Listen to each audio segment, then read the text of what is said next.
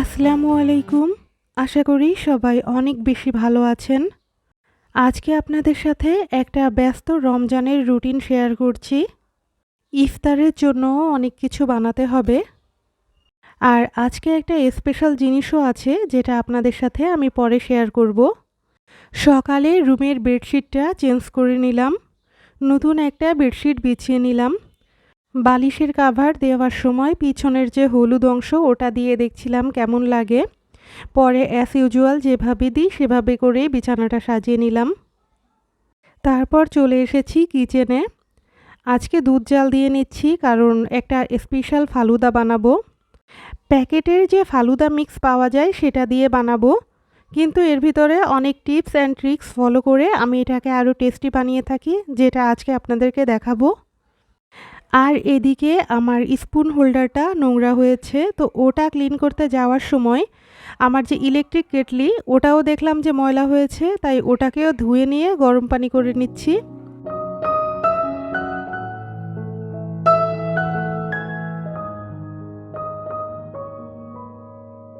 গরম পানি দিয়ে তো আমি আমার স্পুন হোল্ডারটা ক্লিন করে নিব, কিন্তু তার মাঝে আমি একটু আমার কষ্টের কথা আপনাদের সাথে শেয়ার করি।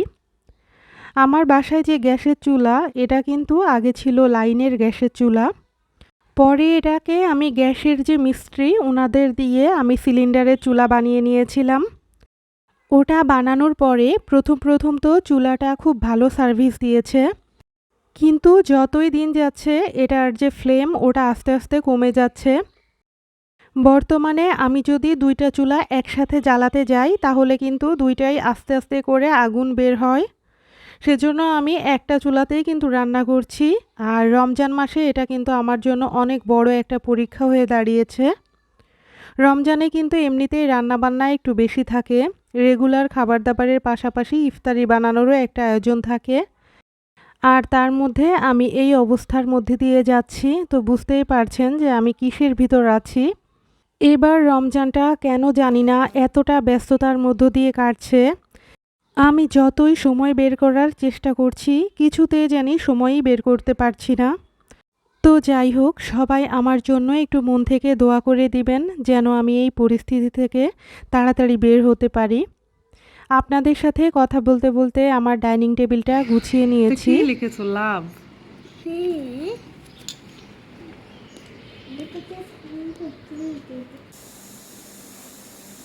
চেয়ারের যে কাভার ওটা নোংরা হয়েছিল ওটাকেও চেঞ্জ করে নিলাম।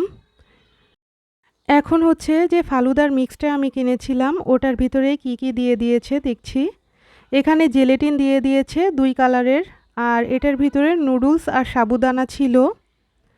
আর এই যে দেখুন, এতক্ষণ যে চুলার কষ্টের কথা বলছিলাম সেটারই পরিস্থিতি কীরকম। এইখানে আমি 1 কেজি একদম ফুল ক্রিম মিল্ক সেটা হচ্ছে জাল দিয়ে নিয়েছিলাম। ওটাকে জাল দিয়ে কিন্তু অনেকখানি আমি কমিয়ে নিয়েছি। 1 কেজি দুধের ভিতরে আমি এখন যে ফালুদার মিক্সটা ওটা দিয়ে দিলাম। ফালুদা মিক্সের ভিতরে তো নুডলস আর সাবুদানা থাকেই, তো যতক্ষণ পর্যন্ত না দেখব যে নুডলসটা ঠিকমতো সিদ্ধ হয়েছে ততক্ষণ আমি ওটাকে জাল করতে থাকবো। আর এইদিকে আমি একটা স্পেশাল সালাদও বানাবো, সেটার জন্য আমি এখানে শসা, টমেটো আর ক্যাপসিকাম কুচি কুচি করে কেটে নিচ্ছি। শসা কাটার সময় এই শসার যে বিচি অথবা টমেটোর যে বিচি সেই অংশগুলো ফেলে দিতে হবে। আর আমি এই যে সালাদটা বানাই এটা কিন্তু অনেক টেস্টি হয়, আর এটা কিন্তু অনেক হেলদি একটা সালাদ। আর বিভিন্ন কালারফুল সবজি থাকার কারণে এটা দেখতেও কিন্তু খুব সুন্দর হয়। ফালুদার প্যাকেটের যেভাবে ইনস্ট্রাকশন থাকে সেভাবেই তো আমরা ফালুদাটা রান্না করে থাকি, কিন্তু এইখানে আমি এক্সট্রাভাবে কিছু টিপস ফলো করি। সেটা হচ্ছে এই যে গুঁড়ো দুধ এটার ভিতরে হালকা গরম পানি দিয়ে আমি মিক্স করে নিই। গুঁড়ো দুধের মিশ্রণটা যদি আমি 1 কাপ মতো এটার ভিতরে দিয়ে দিই তাহলে কিন্তু এই ফালুদাটা খেতে আরও অনেক টেস্টি হয়ে যায়।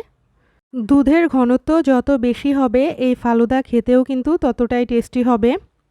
এইটা তো একটা টিপস। আর আরেকটা টিপস আমি যখন জেলেটিনটা বানাই তখন ফলো করি। এখানে আমার ফালুদার যে মিক্সটা ওটা রান্না করা হয়ে গিয়েছে। এটা দেখতে এখন অনেক পাতলা মনে হলেও এটাকে আমি যখন 2-3 ঘন্টার জন্য ফ্রিজে রাখবো তখন কিন্তু এটা গাঢ় ঘন হয়ে যাবে।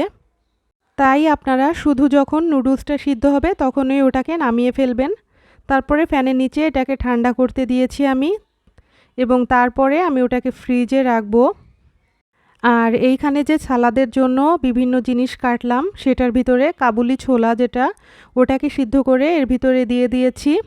আর এই বড় ছোলাটা দেওয়ার জন্য এটার স্বাদ কিন্তু অনেক গুণ বেড়ে যাবে। এখন আমি জেলেটিন বানিয়ে নিচ্ছি। এখানে 2 কালারের জেলেটিনের প্যাকেট দেওয়া থাকে। এক প্যাকেটের জন্য 1 কাপ পানি দেওয়ার কথা বলা থাকে, কিন্তু আমি দেখেছি যদি আমি 1 কাপ পানি না দিয়ে গলা কাপ পানি, অর্থাৎ 1 কাপের একটু কম পানি দিই, তাহলে কিন্তু জেলেটিনটা খুব সুন্দর করে সেট হয়ে যায়। আগে অনেক সময় এই রুলসটা ফলো না করার কারণে আমার জেলেটিনটা অনেক সময় শক্ত শক্ত হয়ে যেত, বেশি একটা টেস্টি লাগতো না খেতে। কিন্তু যখনই আমি এই টিপসটা ফলো করি তখনই আমি দেখেছি যে আমার জেলেটিনটা খুব সুন্দর করে একটা সফটি ভাব আসে। তো সেজন্য আমি এই টিপসটা ফলো করি। আর আমি ফালুদার জন্য কিন্তু এখানে কলা, আপেল, নাশপাতি এরকম বিভিন্ন ফ্রুটস কেটে নিলাম। আর এখন হচ্ছে আমি যে ইফতারির জন্য শরবত সেটা বানিয়ে নিচ্ছি।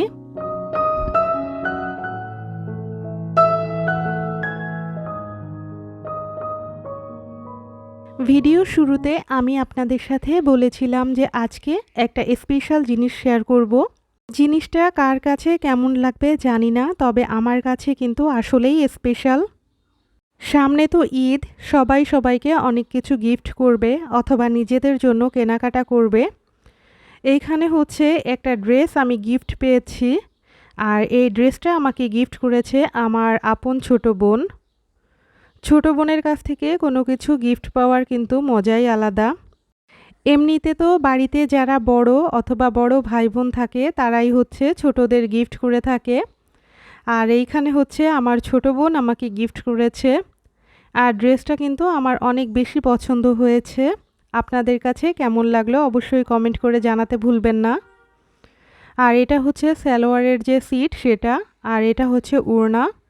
আর সব কিছুতেই কিন্তু এরকম সুতার কাজ করা আছে ওড়নার 2 কোণায়। আবার ড্রেসের নিচের অংশেও দেখালাম যে ওটা যে চিকেন কারি ওই কাজটা করা আছে। আর এই ড্রেসটার কালার কম্বিনেশনটাও বেশ ভালো লাগছে। সামনে যে গরম আসছে তার ভিতরে পরে কিন্তু এটা বেশ আরাম হবে। ফ্রিজে জেলেটিন রেখে দিয়েছিলাম 2 ঘন্টা। 2 ঘন্টা পর এটাকে নামিয়ে নিয়েছি। ইফতারির টাইম প্রায় কাছাকাছি সময় চলে এসেছে, তাই একটু একটু করে ইফতারির টেবিল সাজিয়ে নিচ্ছি। ফালুদা কিন্তু ফ্রিজ থেকে বের করার পরে এর ঘনত্বটা দেখতেই পাচ্ছেন যে কেমন হলো। আর যে কেটে রাখা জেলেটিন এর সাথে মিক্স করে দিলাম। একদম সত্যি কথা বলতে কি, এই ফালুদাটা কিন্তু অনেক টেস্টি হয়েছিল। আর আমি যেভাবে বললাম ওভাবে আপনারা কিন্তু ট্রাই করে দেখতে পারেন। আশা করি আপনাদের কাছেও অনেক বেশি ভালো লাগবে। এখন যে কেটে রাখা সালাদ ওটার ভিতরে আমি এখন বিট লবণ দিয়ে দিলাম। চাইলে আপনারা চাট মশলাও ইউজ করতে পারেন, আমি কিন্তু 2 ভাবেই বানিয়ে থাকি। তো আজকে শুধু বিট লবণটা দিলাম, আর এর ভিতরে জাস্ট টক দইটা দিয়ে দিব। ইফতারির টাইম আর 10 মিনিট বাকি। রিসলিয়ার পাপা হচ্ছে বাসায় এসেছে মাত্র, তো উনি এখানে টক দইটা নিয়ে এসেছে, কিন্তু আনফরচুনেটলি টক দইটা একদম শক্ত ছিল ফ্রিজের। পরে এটাকে আমরা ভেঙে ভেঙে ওই সালাদের ভিতরে অ্যাড করেছি। আর রিসলিয়ার পাপা আসার সময় এখানে কাবাব নিয়ে এসেছিল আর নান রুটি নিয়ে এসেছিল। এখানে যে শিক কাবাব ওটা হচ্ছে ওনাকে আনতে বলেছিলাম, তাই উনি শিক কাবাবটা এনেছে।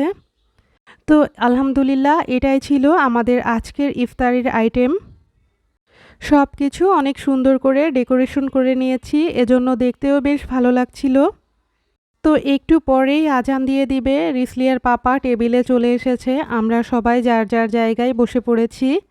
আলহামদুলিল্লাহ রমজান মাসে আরও একটা রোজা সম্পূর্ণ করতে পারলাম।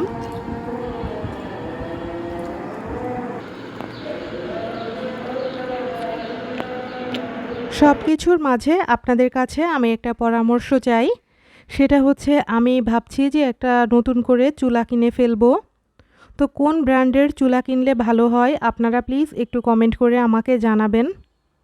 আমি বর্তমানে যে চুলাটা ব্যবহার করছি সেটা হচ্ছে আরএফএল ব্র্যান্ডের। তো চুলাটা বেশ ভালোই ছিল, কিন্তু এবার চাচ্ছি যে অন্য কোনো ব্র্যান্ড যদি ভালো হয় সেটাও ট্রাই করে দেখতে। তো আপনারা প্লিজ একটু যার যার জায়গা থেকে যেরকম আপনাদের অভিজ্ঞতা সেটা একটু আমার সাথে শেয়ার করে ফেলবেন। ইফতারির একটু পরে আমার যে ঠান্ডা ঠান্ডা ফালুদা বানিয়েছি, এটাতে কিন্তু 2 প্রকারের আইসক্রিম আর ফ্রুটস অ্যাড করে দিয়েছি। দেখতেই পাচ্ছেন যে আমার ফালুদাটা কতটা ইয়াম্মি দেখতে হয়েছে। আর ইফতারির একটু পর পর চা না বানিয়ে খেলে আমার একদম চলে না, তো চাটাও বানিয়ে নিব। তবে আজকে যেহেতু একটু ঠান্ডা খাচ্ছি, চাটা একটু পরে খাবো আর কি। আমার আজকের ভিডিওটি ভালো লেগে থাকলে লাইক, কমেন্ট, শেয়ার করতে ভুলবেন না। আর যারা আজকে আমার চ্যানেলে নতুন, তাদের কাছে রিকোয়েস্ট থাকবে সাবস্ক্রাইব করে আমার পাশে থাকার। এখানে যে চাটা বানিয়ে নিলাম, ওর ভিতরে লবঙ্গ আর আদা অ্যাড করে নিয়েছি। এখন রিসলিয়ার পাপা আর আমার জন্য চাটা বানিয়ে নিলাম। সব কিছুর শেষে একটাই কথা, ইবাদত। রমজান মাসে বেশি বেশি ইবাদত করার তৌফিক যেন আল্লাহ আমাদেরকে দেয়। তো আজকের ব্যস্ততম দিনটা এখানেই শেষ করছি। ইনশাল্লাহ দেখা হবে নেক্সট ভিডিওতে। আল্লাহ হাফেজ।